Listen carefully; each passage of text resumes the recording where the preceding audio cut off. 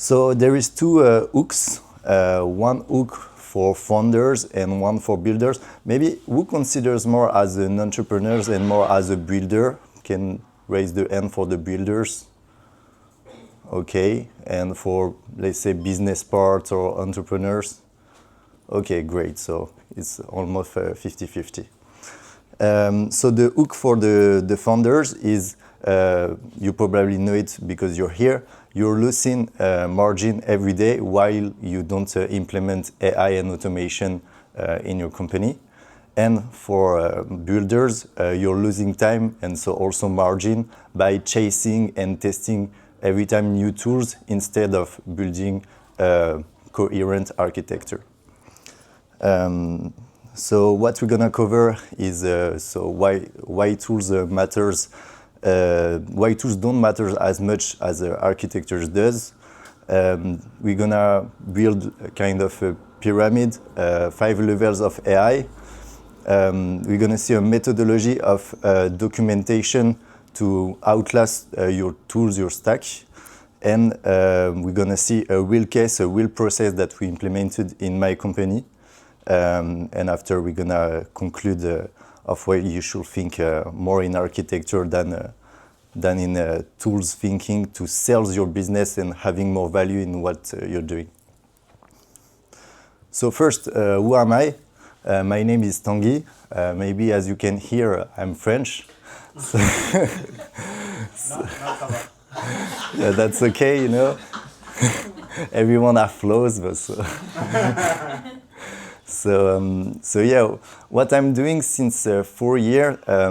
First, I started doing AI stuff in my own little business. I launched an e-commerce shop, just finishing studying, and fortunately it works quite well. So the name of this shop is Capote de Verre. I will show you later. We sell the prevention product. And while I build this e-commerce shop, I had the luck to launch it like few months before than ChatGPT was launched. So almost since day one, I built my entrepreneurial career, let's say, by using AI all the time. Chat, prompts, automation, developing apps, etc. But all the progression I've done was for real case.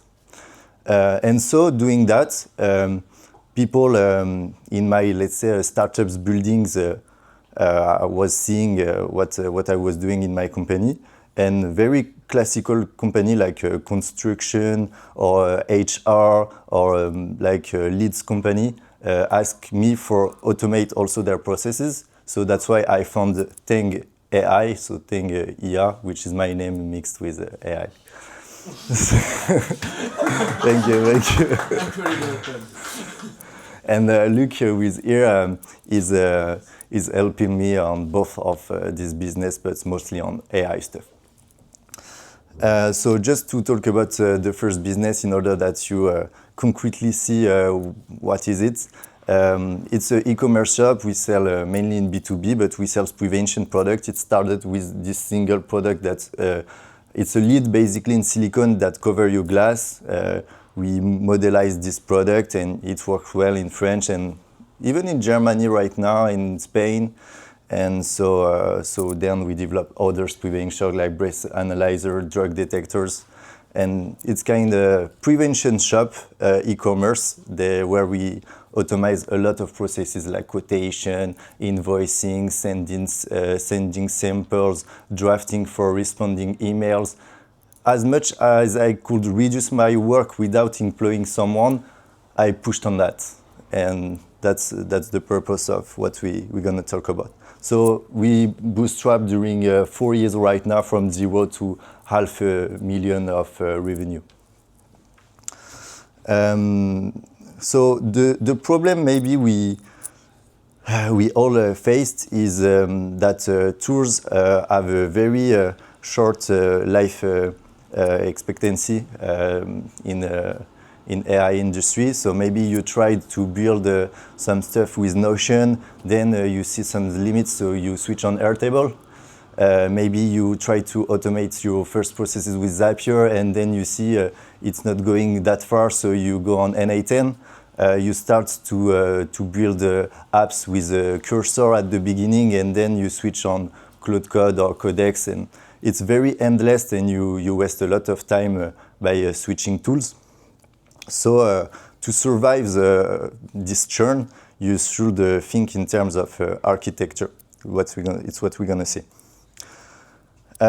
Just before, to help you to recognize you in your AI level, I built this pyramid. So the first level is 0, so having no AI. And it's what we see in this graph. It's 80% of humanity, so you should know we're kind of elites of pushing hard AI, because not everyone can allow that. After level 1, you use AI, so you're part of the 20%, but you use it freely. I think nobody's in this situation right there. It's when you try the ChatGPT, Gemini for free. After level 2, maybe some of you are at this level, you pay some model, like $20. You cross model maybe with OpenRouter, which is a great tool that you can compare the prompts. After that, you see, okay, it's quite interesting. I will work more on this topic, and you start to think the concept of automation, and you see things that are very recurrent in your business that you can automate. So maybe you go on automation for 1 or 2 key processes, which is really a big time earning. And then this is level 3. So since you have automated maybe 2 or 3 processes, you start working that way in your room, like I was doing, and saying, okay, if I can do it for 2 or 3 processes, I can do it for all over my company. So now you have a real architecture design to think. Why I will automate some processes and others no? What are the priority, and how to even have the definition of what is a process in terms of automation. So here's the really interesting part of the work. And then, like the top level, I think if you have done the map of your process and you host mainly of your tool, like you're quite at the top level. But then I think I'm around this level 3, level 4. But then level 5 is having an auto-improving memory that can improve your system endlessly with Obsidian. Maybe some of you are aware of that.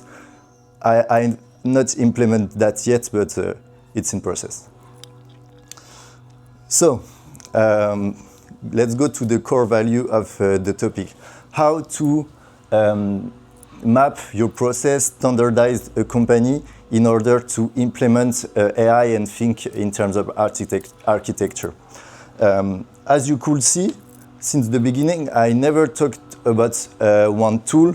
I talked about business problem. And because this is our work and this is the thing that we need to understand. We are not here to master a tool. We are here to solve the business problem in order to be more efficient, to earn more money. That's the core of our value. It's not being the best guy using N8N. It's not being the best guy using Cloud Code. It's solving business problem. So, since you go to a company for automate processes, you have to check this stair, let's say. First thing you get to understand is the heartbeat of the company. What is the reason why the company does exist? Why they are doing this work? So it can be a document, like a Markdown document, that you work with the founders to see what is the real purpose of the company. Maybe they want to be like the better SaaS, they want to be the better construction company in a city or whatever. They want to have a lifestyle that can be allowed by the company. But you need to understand why they are doing that. It's very, very important. It's the beginning. Then you have to map the whole organization. The HR services, the accountability, the production, the sales department. You have to have a strong visualization of each part of the company. Because in each part of the company, there is processes. I mean recurrent work that is done very frequently. And so in most of the company, it's not written. But it's a huge mistake because at the era of AI, you need to write your processes. And the documents that allow you to write your processes is SOP, Standard Operating Procedure. So you need to document at least the main processes in each department in order to automate the work. And then, since you have a strong vision of the company and you wrote the main SOPs, you can give a technical solution. And this technical solution is done by a document which is called a PRD, Product Requirement Document, that is only used to serve the SOP and automate the process. Because you can do SOPs with, let's say, manual work. I open the box, I put the product inside, then I close the box and I send it to the post services. This is basically a process, but in terms of automation, it's quite the same logic.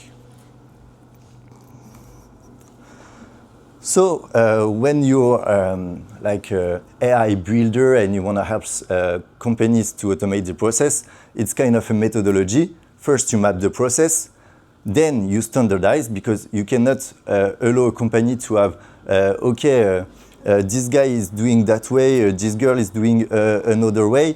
You need to have the same procedure for each process, each main process, at least at the beginning. And the bigger the company is, the more standardized the process has to be. If you're only two people, you can talk, okay, you do it that way, we can accept some parts of variation. But if the bigger the company is, the more strict you have to be in your procedures. Then you have done this work, you can go on technical parts. You can go on automation. But the big mistake that a lot of builders does is going to a company, okay, I'm the biggest master on NA10 and I will help you. But if you skip this part of the work, they're never gonna adopt your products because it's not gonna match with a real business problem. So this is a map of what it looks like more or less in my company. So you can see it as a folder architecture. Hi, Chin. You can see it as a folder architecture. So first, every request passes through the heartbeat. So my company, like Purpose, it's well more developed than it, but it's an example. It's make Festive even safer, okay? And then for making this purpose, we got different departments. So business, communication, production, logistic, administrative, etc. And in each of these departments, there is some recurrent procedures that we need to automate as much as we can in order to get more efficient and having more human costs. This is the purpose. So we need to do that. And there is a free giveaway for you. If you want to see the real documents, complete document of the standard operating procedure, you can scan and download it PDF in order to see what it does look like. So here it's for the business processes. Okay, take your time. Maybe I'm too fast, I don't know. Okay, so maybe if you want to ask some question even during the presentation, there is no issue. Keep going.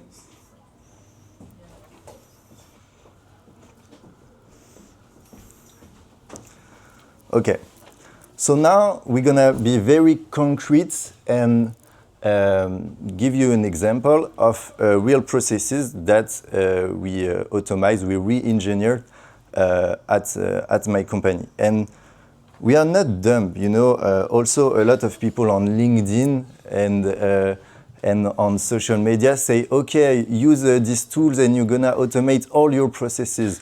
Use OpenClaw and then you will fire all the people in your company. You know, it's a very kid or teenager way to see AI. You cannot go in the company, give them services and telling that. It's absolutely not professional. You have to say, okay, you will earn costs because we're gonna go faster, we're gonna be more efficient, and you're gonna use your human resources for real purpose, but you cannot say everyone gonna be fired. It's just stupid.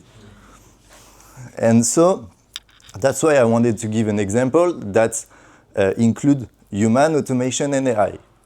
Both of three reunited to get more efficient. So, what is the process? The process, it's a very simple process that many companies does. It's cold calling. Hi, I want to take an appointment with you because I've seen that we can have a business interest. Are you agree to do so? Okay, so what are your availability? Perfect, next week we're gonna take a Google Meet and see if we're gonna work together. A lot of companies are doing that. How do you put automation into this? So first, you need to do enrichment of leads. You need to have good phone numbers, good emails, and the platform we use is Lemlist. Fortunately, there is a Lemlist MCP, so we can do a chat using the Lemlist MCP with Claude in order to have the lists. And we earn a lot of time. It's both human, both AI. It's just conversational. So then we say, okay, we got 200 leads of good quality. We're going to call them this week. In order that the business part can call them, they need to have an interface. So here there is a pure automation that Luc has done, to be honest. And we just have to drag and drop the CSV files of the leads enrichments in order to get a strong interface in Airtable that made the calling very easy, because at the end you see something like this. You have the name of the campaign, the people, the email, the company, etc. And so here you get to think in terms of process. You call someone, you need to standardize. What can happen? First, they are okay for taking an appointment. Good news. You're a commercial, they are not technical at all. Your job is also make order to have the stack as simple as possible for the users. And so, okay, you take the appointment, you click there. It will automatically send the invitation for the Google Meet. You just place the hours and the day, and directly it's sent with a good email, good HTML, good view. It's automated. The other possibility, and it's they refused. Okay, you click there, and it goes into another list that we never call again. The other possibility is, they don't respond. After 1, 2, or 3 times, we just have to send an email. They never respond. So you click there. Or the other possibility is they tell you, oh, I'm very busy to take an appointment, but I would like to have a presentation email. You click there, it's automatically sent. So you just see all the possibility, you map the process, and then you do the automation. That's the methodology. And the other point I want to say about this process is the data. Because here we have a gold mine, because each of the cold calls are recorded and we get the transcriptions thanks to the AirCall tool. And in each of the meeting, like closing meeting we do later, like you take the appointment, you take a few days, and then you have the business meeting. We also have all the transcriptions. So just imagine asking questions about your customers, your targets, if you target if you aim the good people or not, if you should change something in your business proposal or not, with every cold call transcription and every meeting business transcription. Just also imagine the KPI we got about our business team. They succeed to take a meeting or not. And also, it's not like 0-1, you succeed, you not succeed. What did you tell? Did it work? And you have also qualitative data in more than quantitative data, thanks to the analysis of transcription with AI. So it's automation and also make order to collect great data for the company. We find new products to develop because we noticed that in business meeting, a lot of customers were talking about one product, you see? And all of this is orchestrated by N8N workflow, of course. But it can be others. At the end of the day, we don't care. What's thing is the architecture. It's really the things that matter. So what it allows us to do is going faster, combine humans and code, read the transcripts. It's mainly what I said just now.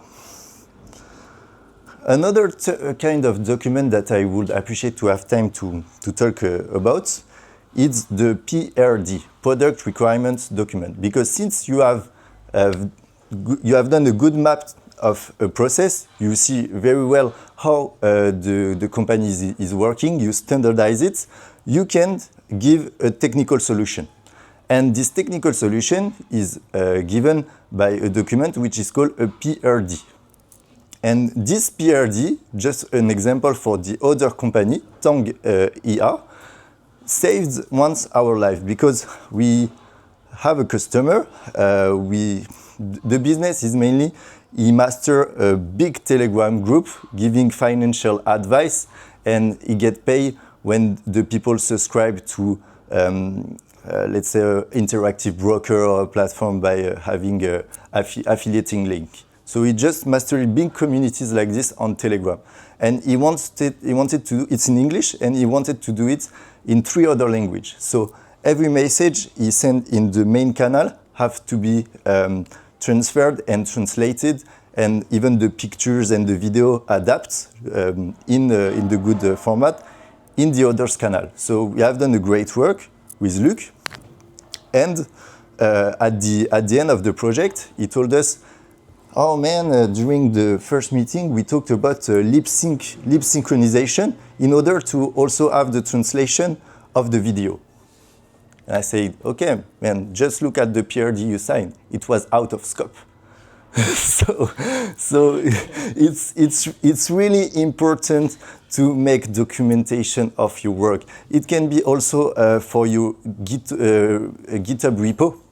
Like you go for an application and you need to make documentation for each update, because at the end it's gonna be a mess. So whether it is at the beginning of the project to go for a validation with the customer, or for each update for you in order to don't get lost, documentation of the technical part, the process, and even the mapping of the company you're solving a problem for is really important, and is the core value of your work as an entrepreneur, because you need to have a strong vision of your company, and as a builder. And going right and left into these two shoes or two caps made me understand that, because first I was doing everything by myself, then my team grows, so I could be helped. And in order to do a good job for others, or to make others do a good job for yourself, you need to have strong documentation. So this is another methodology, the assessment, we say audit in French. The assessment, choose the process to automate, agree on a PRD, and deliver. So following this methodology, it's making architecture passing over the tool, and it's what is gonna make your business more sellable. It's what's gonna make you survive to the news and the hype of each tool. It's what's gonna make your businesses more transmissible and more valuable. So that's why I try to implement this methodology as much as I can in my own businesses. And if you want to do your own SOP, standard operating procedure, I produced a skill that you can download, and you just have to describe what you're doing at Claude, or what your customer is doing to Claude, and he's gonna ask you some questions to cover every shadow you can have on the process, and then you're gonna have the full description of the process according to the ISO norms. So this is the SOP. That's it for my presentation. If you get some question, you can ask it. Thank you. Just want to say that was super cool.